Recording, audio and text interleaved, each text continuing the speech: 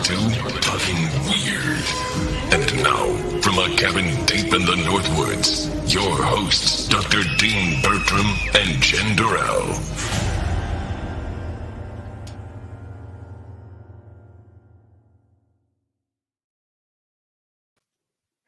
Well, hello, everybody out there. As you can see tonight, I'm piloting solo. I don't have my usual co-pilot, Jen. She is quite sick, like it seems every second person in my Facebook feed and everybody I talk to at the moment is. But I do have with me already the wonderful and talented Steve Chappell, who I'm sure will grab the controls if I start to careen off course. How you doing tonight, Steve? Fabulous. Thank you. And it's wonderful to be on your show. I love the intro. Well, I didn't give you a great intro. Normally Jen and I chitter-chatter and I actually read an intro, but just to fill our audience in on who you are, Steve Chappell's an incredibly talented, award-winning filmmaker and graphic artist. How I first met Steve is I run a festival with Jen called Midwest Weird Fest in Eau Claire, Wisconsin. We're in our 6th year now. We run at a wonderful cinema called the Micon the first weekend of March every year. There you go. Represent colors, Steve. Midwest Weird Fest. So I think we played your first film. What year was it? 2019 when I first screened you, or 2018? It might have been earlier than that. I think it might have been like 17 even. Was it the first year you were with us? Do you know? Yeah, I think so. Yeah, well, it would have been 17. So we played this amazing film by you called How to Talk to Your Kids About Ed Geen. Mm-hmm. And we played 2 other Geen orientated films. But can you tell the audience, and you can tell them where they can see it because it's available for folks to watch. So can you tell us a little bit about the How to Talk to Your Kids About Ed Geen film? Sure. I grew up in Stevens Point, Wisconsin. I live in Madison, and we used to have a Volkswagen Beetle. So it was a 67, and every fall we would drive it to the Point area to store it. And in the spring, we'd drive it back home. So anyhow, that wasn't the only reason we'd drive up there. We'd go up there to see my parents, the kids' grandparents. So we had 3 little kids. And as we would drive up the Point, we would always pass Plainfield, Wisconsin. And having been somewhat fascinated by Ed Geen ever since I was a teenager, and we can talk more about that later, I would tell the kids a little bit about, Ed Geen as we would pass by. You can see the cemetery from the highway. And so they kind of had an idea of this character, Ed Geen. And then one year, it was October, that we were taking the Beetle up there. And we thought, well, seems like it'd be a fun Halloween thing to do, to actually go over to the graveyard, and I could show them where Ed Geen's tombstone was. And often back then, like a lot of families, we had the camcorder rolling all the time. So my wife, Kathleen, we had her going on the camera, and then I just sort of made it up as we went along, showing the kids around the cemetery. So the footage actually looked pretty cool, I thought, but I didn't want to exploit our children. So I waited until they were adults and got their permission to put all these scenes together and make a film. There you have it. How to Talk to Your Kids About Ed Geen. And yes, you can see it on YouTube. Not too hard to find. It has when I first saw it, I remember a kind of Night of the Living Dead feel at the opening, or where your cars go into the graveyard. Mm-hmm. Yeah, did you traumatize your children by talking to them about Ed Geen at that age? Well, my brother has described the film as Night of the Living Dead meets Hard Day's Night. And it's kind of a funny way to describe it. But the kids, they kind of steal the show. They're the ones that do most of the talking, I think, or at least make the most sense with what they're saying. So no, they weren't traumatized at all. If anything, they probably, I think that in our family, we had a lot of fun with Halloween and stuff, and maybe they thought I was just improvising, making it up, and it was, I don't know, I think they took it seriously. That's a long answer, but no, they weren't traumatized. Not at all. You said growing up in the area, before we get to some of your other work, obviously imprinted mythology of Ed Geen. I know I was in a park when my daughter was, I don't know how old she was, probably somewhere between 1 and 2, playing with another child that she just wandered into in the sandpit.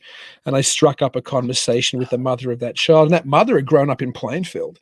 And she said, "Oh, yeah, one of our teachers at school was, I don't know if it was a son or daughter of one of Geen's victims." And it was like, good grief, I'm really, because I'm from Sydney, Australia. So to be somewhere where I'm bumping into people that have been impacted by Ed Geen. And you had many of those experiences, right, when you were growing up in the area?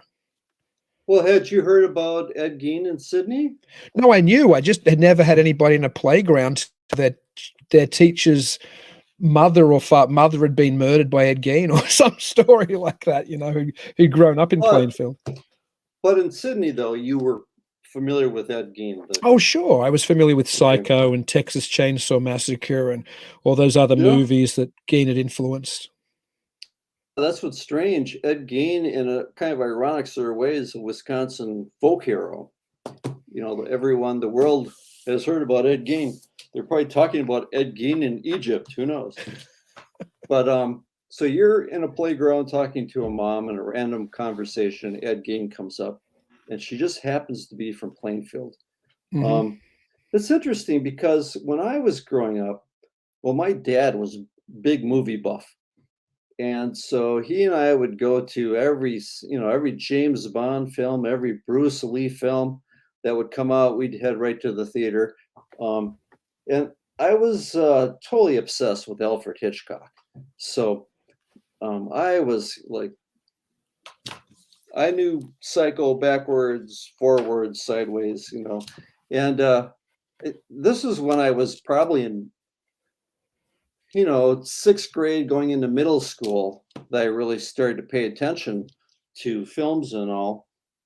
So anyhow, at some point, somebody had told me that the influence for Psycho was actually this guy that just lived about 20 miles down the road from Stevens. And that just sounded outrageous to me. So I went down to the public library and I started to look at the microfish, I think we call it microfish. And I spent many days down there trying to research this Ed Geen guy. And sure enough, all the newspapers, from that whole event were archived on these microfilms and microfish. And it was true. And I just always thought that was so outrageous that this guy that's been such a huge influence in all this popular culture just lived down the road from us. And I'm still fascinated by that.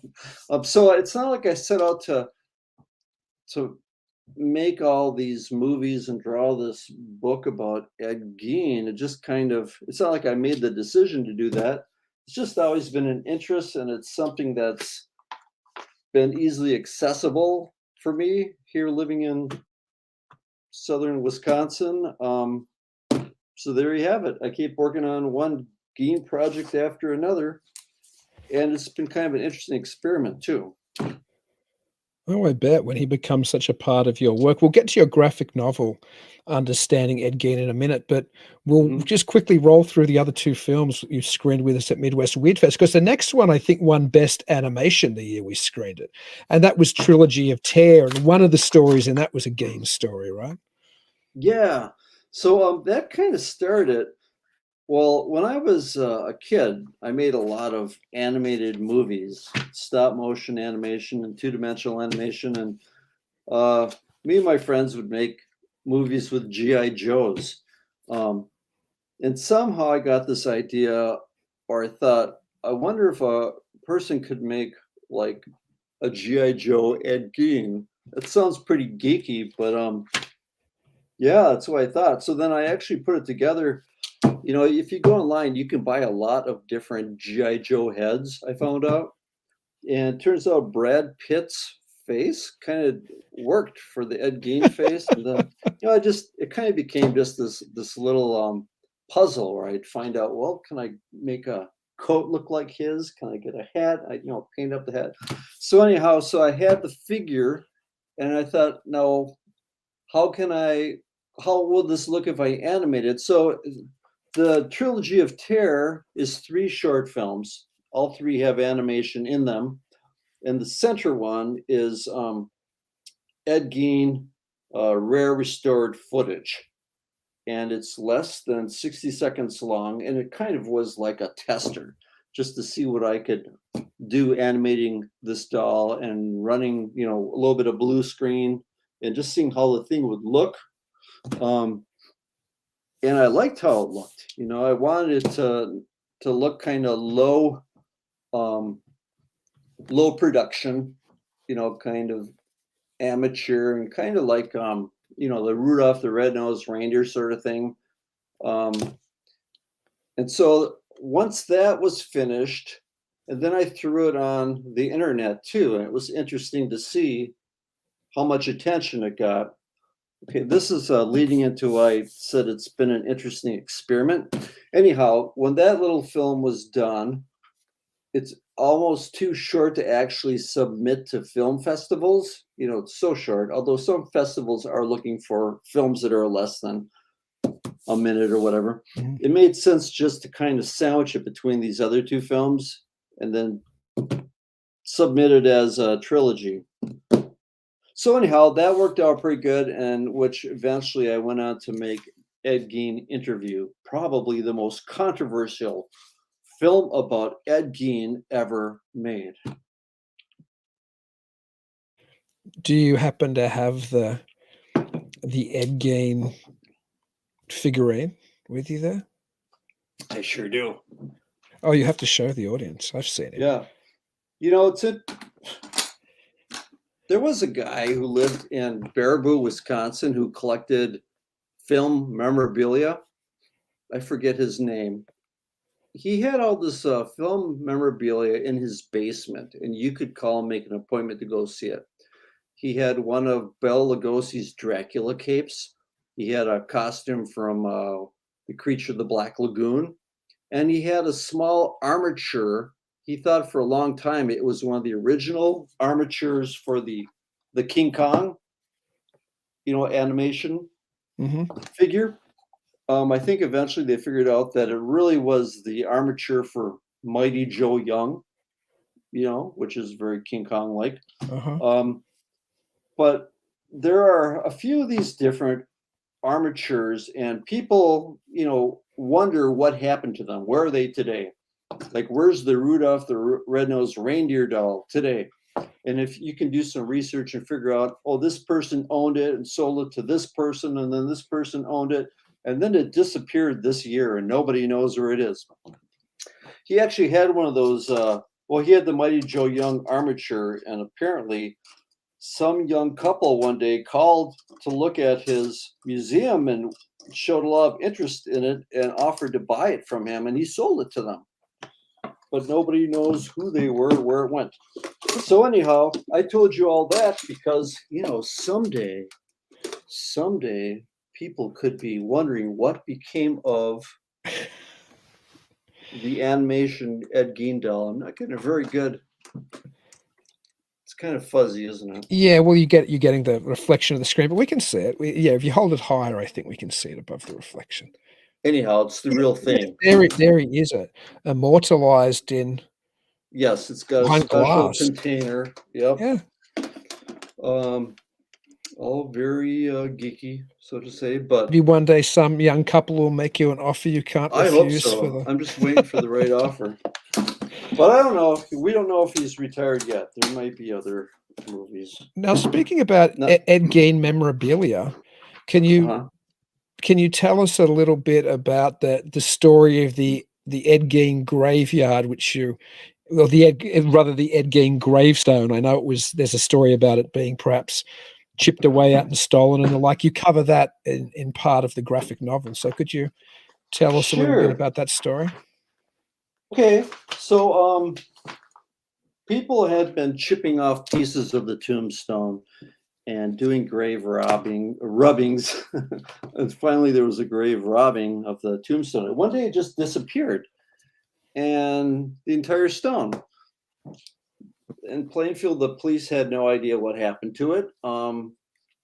And they did all they could to find it, but it just wasn't anywhere to be found. And so someone started to search the internet, and they found that there was this festival. I think it was called the Angry White. I actually wrote about it here in my graphic novel. It was a punk festival, and I think they called it the Angry White Male Tour. And it featured all kinds of different bands and some different exhibit items, including the original Ed Geen tombstone. So the police in Plainfield contacted the police in Seattle, where this festival was going to begin. It was going to tour, and the Seattle cops went there and they looked to see what this tombstone was all about. And sure enough, there was Ed Geen's tombstone. And this guy, Shane Bugbee, I've got his picture drawn here in the comic book. He's the guy that stole it, and he was one of the promoters of this festival. I actually contacted him to make sure he was cool with drawing him in this graphic novelette, and he was very happy to be part of it. He's got a copy of this and everything, and so what happened was... No, you go. What's that? Oh, I was just saying, so they found the tombstone, and they, they took it, and he got really angry and tried to make the claim that it wasn't the real tombstone. It was a fake and that it was his. I think he told me that he was thrown in jail, and there's something about the story. There's this dude ranch in Nevada where they have legal prostitution. Well, the owner of the dude ranch, who's got some money, actually posted bail to get Shane Bugbee out of jail. Anyhow, that's what Shane told me, but it sounds like an interesting story. It would probably be an interesting little graphic story in itself. Anyhow, the stone today that were Ed Geen's grave, there's no stone there. It's empty, and no one knows where the tombstone is to this day. I tried to do some research to figure it out, but the police station in Wautoma, Wisconsin, says that the guy that takes care of the graveyard has it, stored away somewhere, and then that guy says the police station has it, and nobody will admit it. And I talked to some lady who worked on the city council, and she said that whoever knows is staying very tight-lipped about it. They don't want anybody to know where that tombstone is, because it's only going to draw more curious people into Plainfield. There's a real irony that a grave robber's tombstone was robbed, I suppose. Yeah, it's true. There was another fascinating, it's still a fascinating story, but an almost illegal event that would have gone down at the Plainfield graveyard to the plot of the Geen family it was going to be committed by, of all people, Werner Herzog and the filmmaker Errol Morris. I actually didn't know that story until I read your graphic novel. Yeah, that's in there too. Can you tell the audience a little bit about that story? Absolutely fascinating. Yeah, it is. So Errol Morris is this American filmmaker. He's pretty well known for his documentaries, where he interviews a lot of people, and he's got kind of a style of interviewing. He sort of like created this style that a lot of filmmakers since have copied, where he just kind of lets the person rattle on, kind of like you're doing with me right now, Dean. No. He just kind of lets the person rattle on. He keeps the camera rolling, and he ends up with a really interesting interview. His first big movie was Gates of Heaven. That's what got him noticed. But Werner Herzog, he was a pretty well-known filmmaker before Errol Morris ever got into it. And Morris met him at some kind of a festival, I think in LA.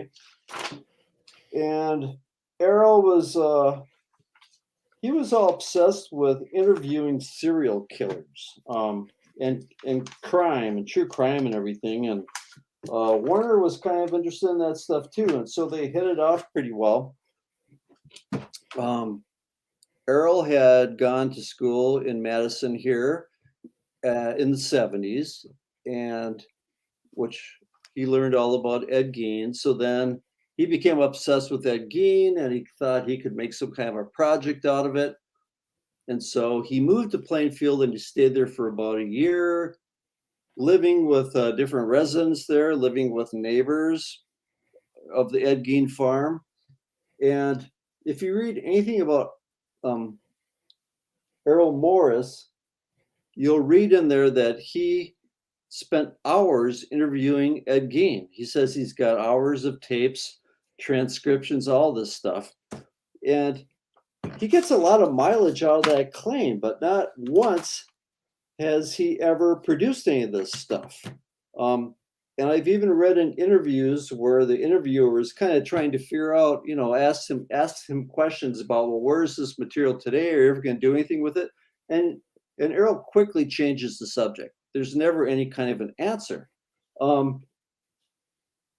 which has always frustrated me. You know, if he really has this footage, why isn't he sharing it with everyone? And that's kind of why I even eventually made the Ed Geen interview movie, because I thought if there's not one to be found, I'm going to just make one. And everyone who watches it gets really irritated because, you know, a third into the movie, they find out that it's not authentic either. And so they're just as angry as I ever was. Everybody would like to see this. So anyhow, going back to your question,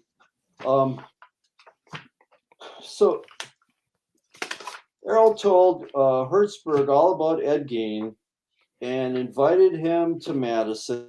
He offered to take Werner up to Plainfield and show him the cemetery. And so they did this. And then they got into a discussion about whether or not Geen had ever dug up his own mother. And they kind of had they had a debate about that. And so then they decided, Warner proposed that they would meet at a certain date in the middle of the night and dig up Ed's mother's grave and prove whether or not she was still in there. They are completely serious about doing this. So Warner was up in Alaska filming a movie about the time that they agreed to do this.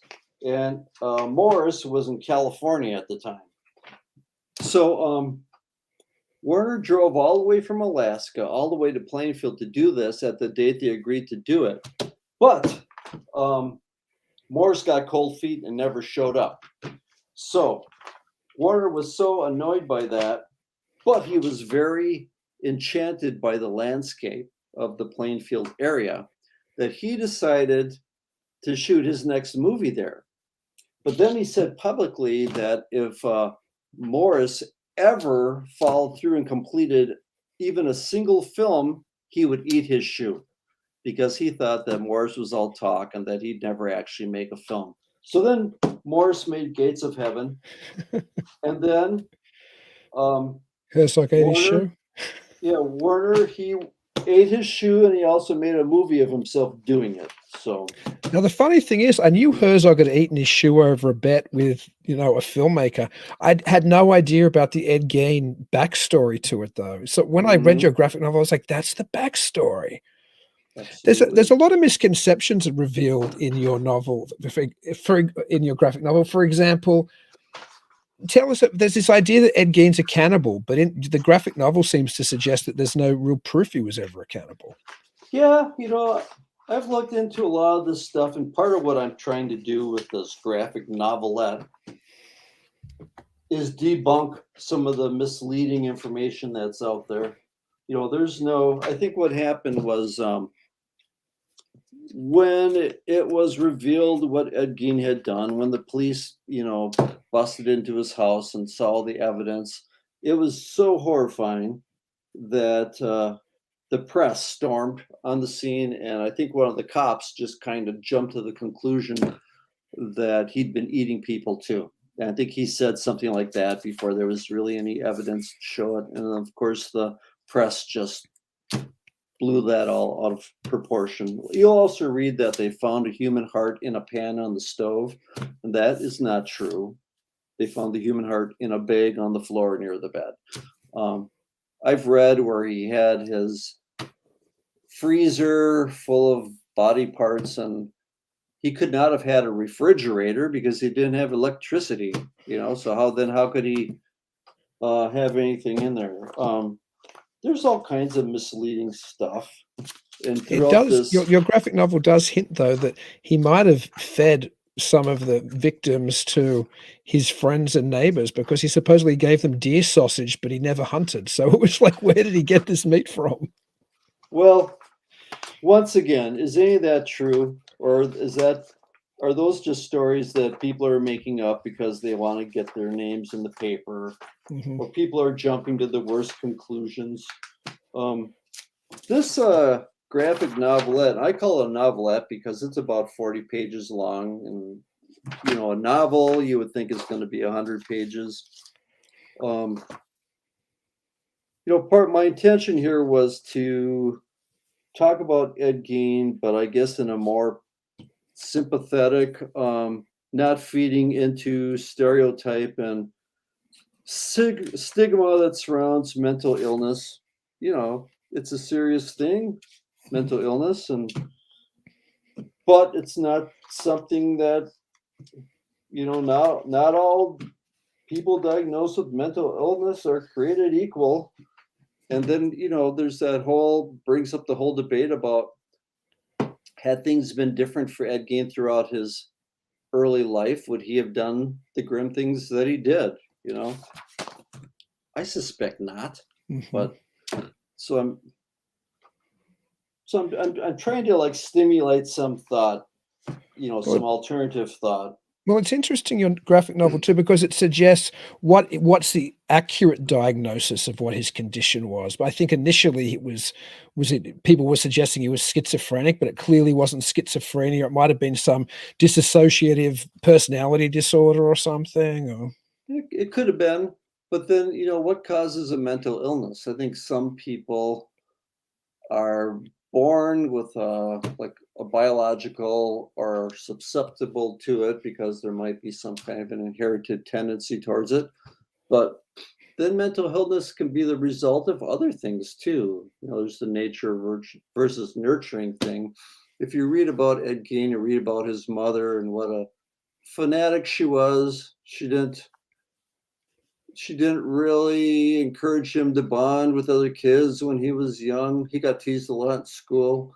She was she pounded all these ideas about women into his head, how they were evil and whatnot. His father was abusive. And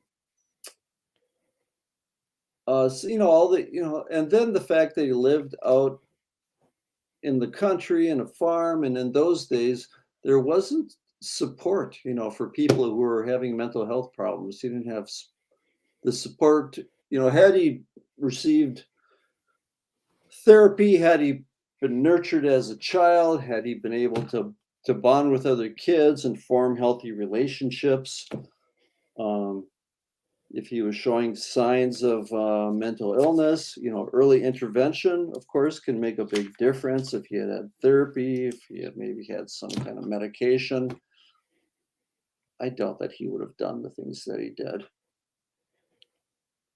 There's something about the Wisconsin winters as well, particularly in those, as you were pointing out, pre-electric days. Another example is a book and a documentary you might be aware of is Wisconsin Death Trip, which is about the things which were going on in Black River Falls around the turn of, I think, the 19th to 20th century. And people were losing their minds there. And I think a lot of it had to do with just the brutality of the winters and the isolation. And I know now it's ironic because I'm from a country where if your power went out in winter, you would have been a little bit cool. You would have put on another sweater. Not like here, where you can see where I live now in central Wisconsin, how devastating the winters actually are. I'm coddled because I have heat and power and everything else.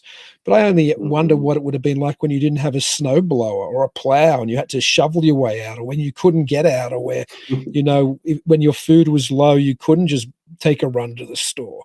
Like, there must have been an inordinate amount of psychic pressure on people in those days in places like Wisconsin.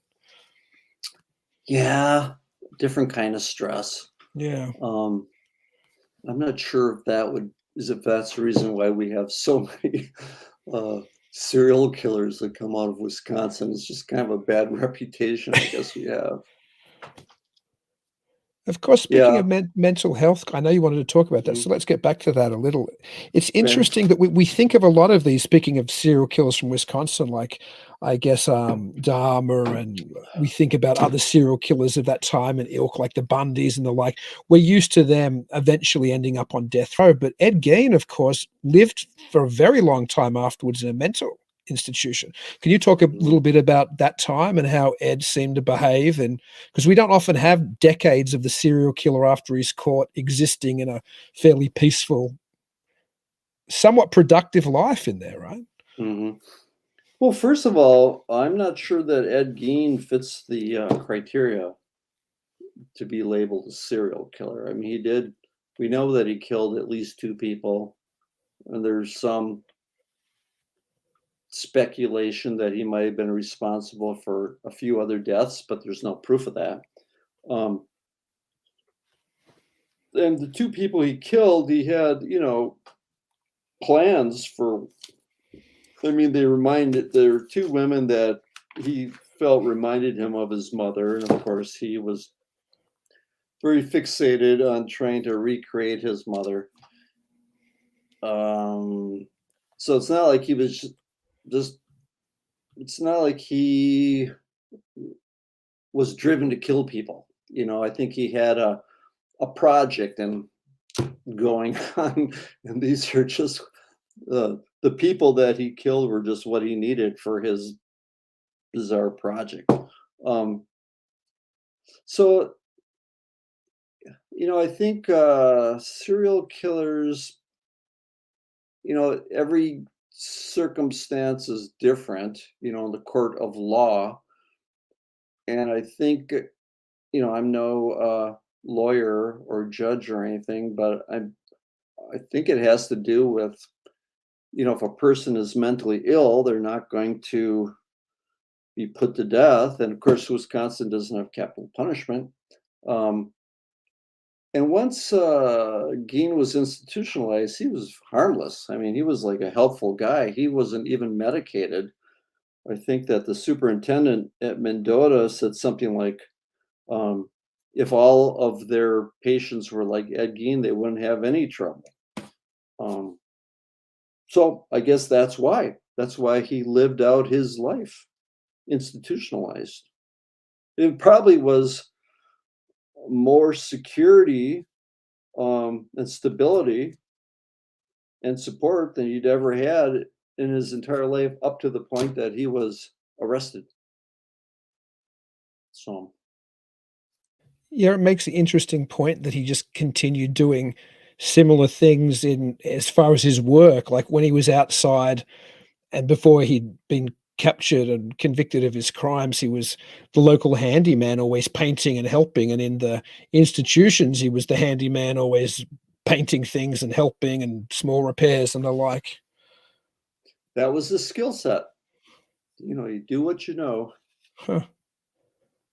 Anyway, how do people get a hold of? We'll give the URL again at the end of the show, but just because we're talking about the graphic novel right now, before we move on to anything else, how do people get a copy of your graphic novel? They just go on my website, stevechappellart.com, and there's a store in there, and it's all digital.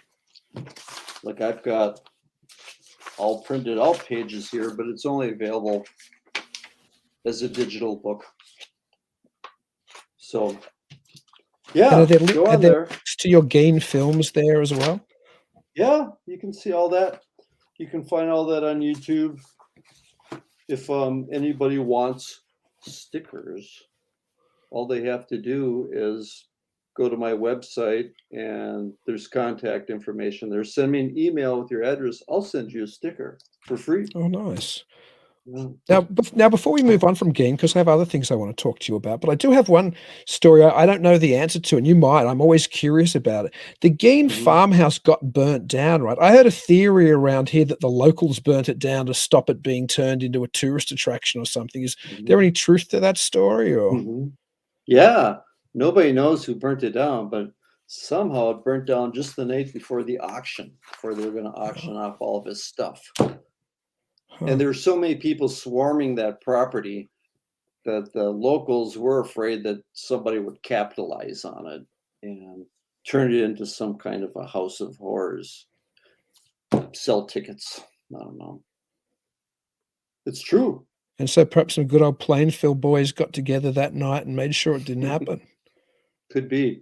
Yeah, if you go to that property today, and I have driven by it, it's empty. And they're just no trespassing signs all around it. So who owns the piece of land now, do you know? You know, it's a good question. It did actually go up for sale not too long ago, maybe 5 years ago. So you could have owned it if you'd forked out the money. I bet if that house was still there, there'd be paranormal investigators. You could charge them an arm and a leg to swarm that house and do a Geen investigation. That seems to be the way of paranormal or haunted or locations like, and we can roll into this now, the Lizzie Borden house, which you've been to. Well, first of all, just to follow up on what you just said, the History Channel, just this last fall, had a feature about Ed Geen, where some of these paranormal investigators went, and they had a psychic or clairvoyant or somebody that went. You can actually see them go to the property on the show, and of course they're feeling the vibrations of Ed Geen, and it was pretty ridiculous actually. But did they have contact? Did they say they had contact with Geen or any of the other spirits? Of course, their psychics could feel the vibrations. You can find that in the History Channel.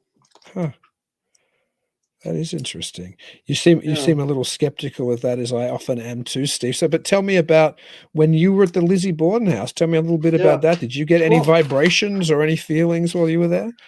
You know, like so many people, that kind of stuff just fascinates me. And I want to believe in ghosts, but I feel like I'm a skeptic until I really run past one. So I like to stay in haunted places just to see if a ghost will come by. And we're out east looking for a place to stay and found out that the Lizzie Borden house is now a bed and breakfast. They have tours all day long, tours in the evening, and if you stay the night, if you stay in one of the rooms, you get a VIP status. You get some VIP benefits, and what that amounts to is in the evening, one of their local historians will come and sit with you and the other guests and tell you the whole story about Lizzie Borden in great detail. So we went with that. You know, we had that VIP benefit, and we were out on the town having dinner. And so when we returned, it had turned dark. So when we arrived, it was in the day, and it's an old Victorian house, all beautifully restored,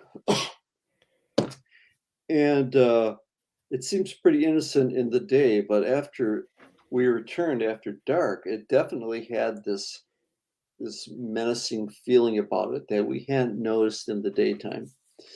So then our historian was there to talk to us. It was just the two of us, another couple, and then a gentleman who was staying there by himself.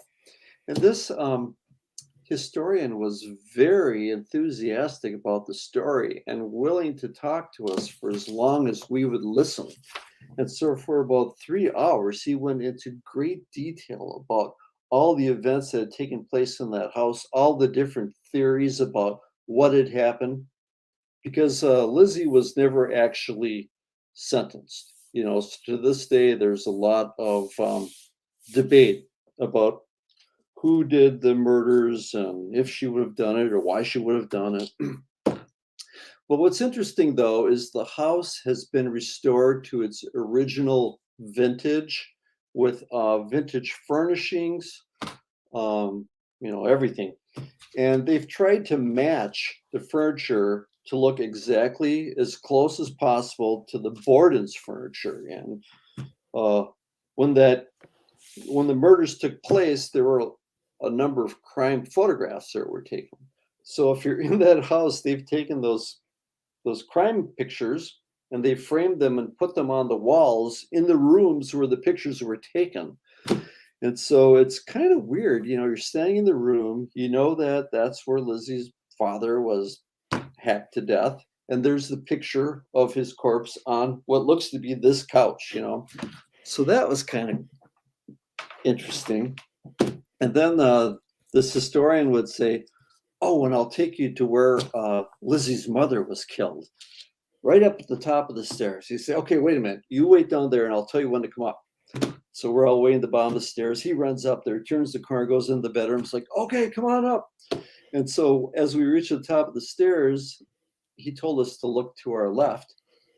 You looked right into the bedroom where they found her body, and her body was on the, you know, the side of the bed away from where you're looking. But he's, you know, he explained to us that you could see her from under the bed as you reached the top of the stairway. So this guy was laying there in her position. It was strange. So anyhow, after he left and people all went back to their rooms, so we stayed in the maid's room. It felt weird. It felt really weird. But still no ghosts. Although the one thing that did happen, though, and we were pretty freaked out. So when we were getting ready for bed, we were in the bathroom together, you know, and we pulled the shade down, we're brushing our teeth. All of a sudden the shade just rolled right up, you know, and I'm sure it was a ghost. But Well, it's it just may have been the maid.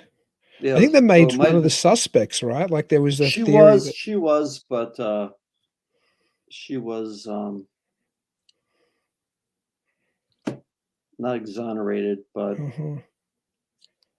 they decided that there wasn't enough evidence to think she did it.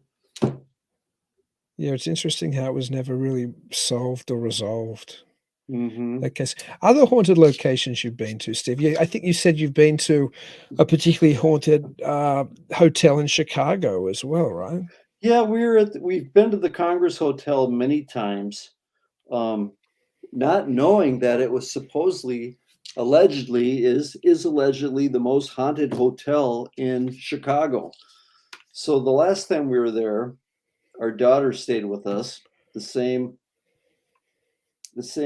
kid that is in How to Talk to Your Kids About Ed Geen. She's an adult now, but she loves to sleuth out, you know, spooky haunted stuff too. So that night that we were there, we looked on YouTube. Lots of people have wandered around the Congress trying to figure out if it's haunted or not.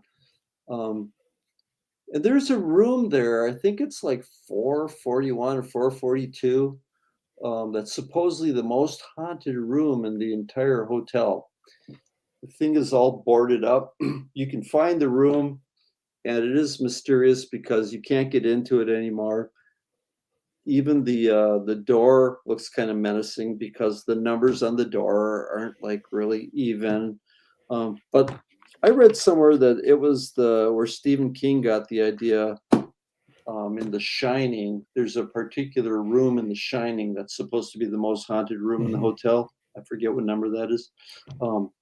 So I read that he got that idea there. But the other thing about the Congress is H.H. Holmes. some consider him America's first serial killer. He ran the murder hotel in Chicago during World's Fair of whenever that was, 1892 or whenever. Apparently he used to meet people in the lobby of the Congress. Oh gosh. You know, many who became his victims. I think they're talking about, aren't DiCaprio and Keanu Reeves talking with Martin Scorsese about making that movie at the moment? A movie based on the murder house and Holmes. I could see that. I wonder who Keanu Reeves would play. I don't know. I think that is. I had a feeling DiCaprio was going to play Holmes, but maybe it's the other way around. Maybe That makes sense. Yeah, I think DiCaprio would be good at Holmes. There's all kinds. I've heard all kinds of stories floated, like, you know, connecting Holmes with Jack the Ripper and this, that, and the other. But regardless of those theories, the Holmes story is just it's just one of the most awful stories, perhaps, that I've ever read. It's just horrifying. It is. It's so strange too. At the time it happened, I'm trying to think of this book that I think it is a Ghost in the White City. A Devil in the White City, I think. Devil in the White City. Yeah. I forget the author. Have you read that book? No, I'm aware of it. I need to read it. It's one of the many must-read books on my never-ending list of must-read books. It's really interesting the way that author put the book together, because it's half about H.H. Holmes and it's half about the architects that rebuilt Chicago after the big fire. And he staggers the chapters. Steve, I'm going to have to ask you to do me a favor and tell a couple stories while I put my daughter back to bed. I'll get her back to bed. You just entertain the audience for me, if you could. Of course. Yeah, so if any of you haven't read The Devil in the White City, I would recommend it, because you learn a lot about the architects and a lot of their original designs that went on to influence architecture everywhere throughout the world following that period. But then so they'll have one chapter about the architecture, and then the next chapter about H.H. Holmes, and then the next chapter goes back to the architecture, and then after that H.H. Holmes. But then they also tie the two together. So as the architects were rebuilding a lot of Chicago, Holmes was at work on all of his nasty, his network of criminal behavior that he was conducting. Okay, so here I am interviewing myself, and so the movie Ed Geen Interview, you should go online and check it out. It's kind of an experiment. It's sort of like my intention was to exploit the exploited, because the real story of Ed Geen has been just, been blown out of proportion in so many different ways, in so many different movies. So the guy's really been exploited, and none of us can find an interview about Ed Geen. And so I created this movie so people could find an interview, but then once they get there, they realize that it isn't the real deal. And for a year, I didn't respond to any of the comments. There's nearly 800 comments on YouTube, and most of them are not very flattering. People get pretty mad when they find out that they actually have not found an Ed Geen interview. So it's been an interesting experiment. So there's probably been approximately 700 thumbs up, but thousands of thumbs down. So it just shows you how pissed off people get when they spend a lot of time on the internet looking for something, only to find that what they found isn't real. And, I'm not sure what that says about the world right now. It's like, it's so easy to find information, and we have such high expectations.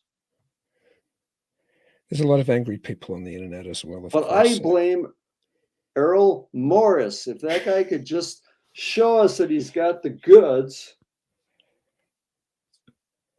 No, I've Yeah, tried to it would contact. be I've tried to terrible to think contact that. Earl Morris. I've tried to Oh, you did? What happened when you tried to contact him? Well, you can't find him. He doesn't want.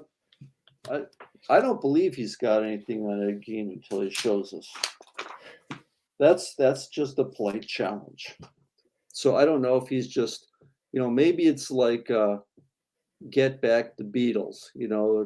He's going to hold back that information, until the end of time, and then on the last moment he'll get Peter Jackson, to take all this Ed Geen footage and make a real documentary. We'll all have to subscribe to Disney to see it, but it'll be fascinating, right? Maybe they'd finally get my dollars from me. If Disney would finally get my dollars if they released that. There you go. But I don't believe it. Yeah. Well, thanks for holding down the fort as well. That's the joys of my co-host being sick and me having my 5-year-old on a weekend when I didn't think I would. I just rambled. Yeah. Oh yeah, I could. It was interesting when I got back, but and all of your videos people can find on YouTube. Have you given them the channel details of where they can, or they just search the titles, I guess, and just search the titles. Yeah, that's all you need to do. Yeah, and we'll put in the show notes links as well, so people can just look below the show and click through. But what we were talking about haunted locations that you'd visited, Steve, and you said I think you're somewhat perhaps of an agnostic when it comes to the afterlife. Have you ever had any experiences though that have brought you close to perhaps thinking you'd had an encounter with something? I don't think so. Like I'm always trying to find one. It's not like I'm a ghost hunter or anything, but I do. I'm looking for something like that. We also stayed in the Eldridge Hotel in Lawrence, Kansas. That one's supposed to be haunted too. Of course, I've been to the graveyards where Ed Geen exhumed people. So you can actually find graves that are empty. Are they marked? Do they say, is there any reference to Ed having disturbed them? Or? No, you got to do a little research to figure out who they are. I don't know what happened. Like when the crime lab had all that stuff, all the evidence, and I don't know what happened to it because you wouldn't have been able, back then they didn't have DNA to figure out what bones went to what person. There's this book here, Deviant, by Harold. Is it Schreiter, I think. This is a pretty good book. In this book, he says that all of the evidence was put into an unmarked grave here in Madison at our big cemetery here. But I've never been able to find that anywhere else. And I did ask him where he got that information. He said that it's all documented facts. So that was his answer. I wish I knew what grave that was. That would be interesting. Yeah, that'd make an interesting video to visit the Ed Gein's victim's grave in Madison. Well, it'd be interesting. Like, I also wondered if there was some way you could use sonar you use in water, but there's some kind of a technology where you can read what's through the ground. That's correct. Yeah, and I don't think they have anything that's so sophisticated that it would show you pictures of things that are 6 feet down. I think you could find out if there was an object. Right. Because then we could figure out whether or not Ed Geen dug up his own mother. Yeah, so I guess that still actually is unknown because Herzog and Morris never actually put shovel to soil there, I guess, and nobody probably ever has tried to exhume there. So I guess it's all up to the imagination of filmmakers when they tell that tale of Ed digging up the mother or not. There's no proof either way. Wait a second. you're in Eau Claire, right? I'm actually in the woods, but I'm near Oak. I'm not too far from Eau Claire. Yeah. And I'm in Madison. So we could do a triangle to Plainfield. Would you be interested in meeting me there on a Oh, set absolutely. day? And we could dig up Ed's mother's grave and find out whether or not he dug her up.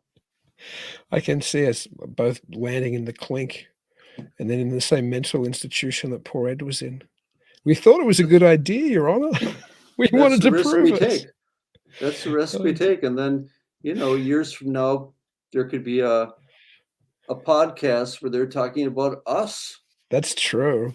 That's doing true. that. Or maybe we could meet and I could be like the Errol Morris figure and chicken out, and you could be like the Werner Herzog and actually show up on the day.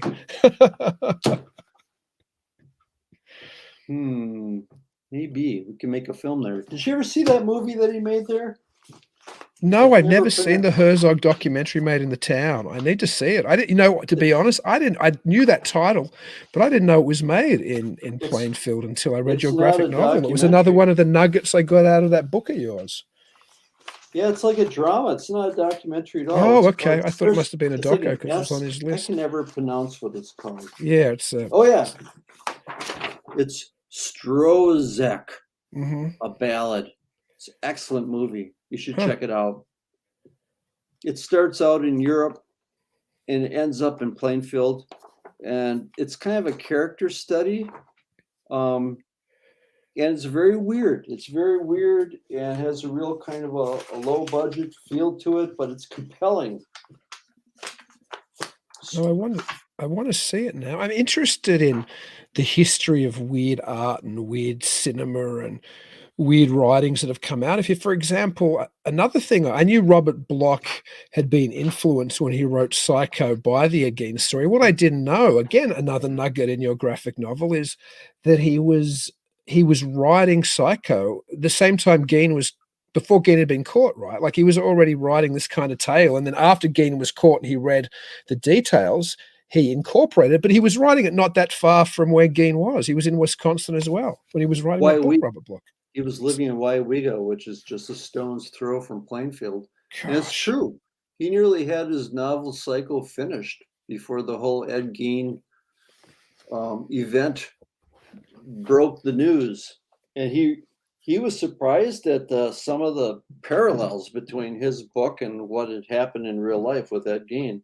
So like you said, he kind of tweaked it, kind of borrowed some of the ideas. I think the delusion about the mother and the in Psycho, the mother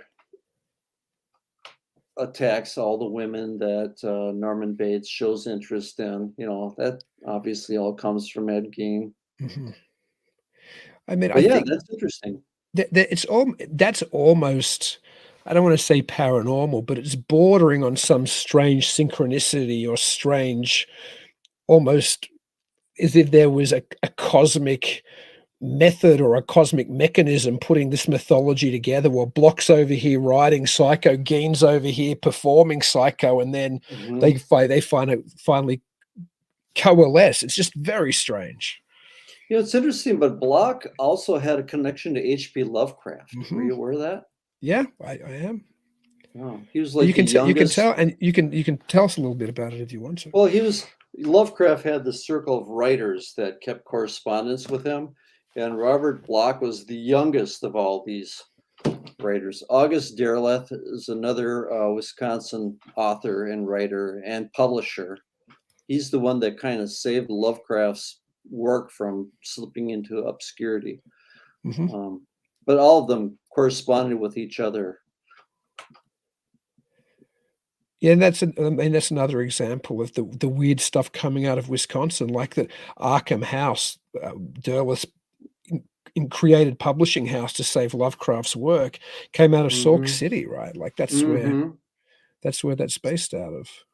And for a long time, H.P. Lovecraft's telescope was in the public library in Sauk City. Oh, I did not know. And I one time took a mini course at the UW on August Derleth, and one of the day trips we did was to go to that library and we were shown his telescope. I actually got the whole Lovecraft's telescope and just kind of looked through it. It's weird though; it's not there anymore. Oh, that would have been worth a day trip for me to go and see that. Yeah, you should call him up and ask him where the hell it went. Yeah, heck yeah. Suspicious. Well, Steve, it was just a great joy getting to chat to you on the show. I mean, I've been a fan of your work for years, and obviously I've screened 3 of your films at Midwest Weird Fest. I'm eagerly awaiting your next submission and to see you there again. I loved your Geen graphic novel, and also this book, your Stark Plug book, which it kind of reminds me of. I mean, you probably know their names. All those like the American Splendor kind of graphic artists, and people like Crumb. It's that kind of style of indie underground, dark humor. You know, big influence of mine. I grew up on all those underground comics, R. Crumb and the Freak and Brothers. So that's a book too. That's a book that people can get from your website, the Spark Plug book, if they're into that kind of. Yep, available as a digital download, or you can order the real hard copy ink on paper version. No, it's great. I really enjoyed it, and I just adored the Ed Geen graphic novel simply because there was so much in there I didn't know, filled with information. Well, I appreciate being on your show. I wish I could show. There's actually some flip art in here. Yeah, at the bottom of the corner, there's the man walking along and the dog following. It reminds me of the flip books I had as a kid, which was one of the things I loved about this book. So throw out a couple URLs again, how people, or your main URL, how people can get a hold of your art, and you know how they can follow what you're up to. SteveChappellArt.com. That's my website. Or Rolling Tire Productions is my imprint. So if you Google Rolling Tire Productions, you can get there too. And you'll find all my stuff. Not just things that I'm selling, but just lots of art, music, movies, prints, illustrations. It's all in there. Well, I'd encourage people to go check that out for sure. And again, thank you so much for coming on, Steve. Thanks for bearing through with me the first time I've ever actually driven the video tech, and for being the wonderful lifesaver when my 5-year-old woke up. But until I see you again, mate, and until I see the audience again, everybody out there, keep it weird. Thanks, Dean. Appreciate being on the show, and you did awesome. Thanks, mate. So did you. Thank you for joining us tonight. If you're interested in checking out more episodes, you can find us at talkingweird.com. If you haven't already, please like the show on Facebook, Twitter, and Instagram at Talking Weird Podcast. Make sure you never miss an episode by subscribing to Talking Weird. We're available on most podcast platforms and YouTube. And if you do enjoy the show, please leave us a review. Dean and I would really appreciate it. Until then, stay safe and keep it weird.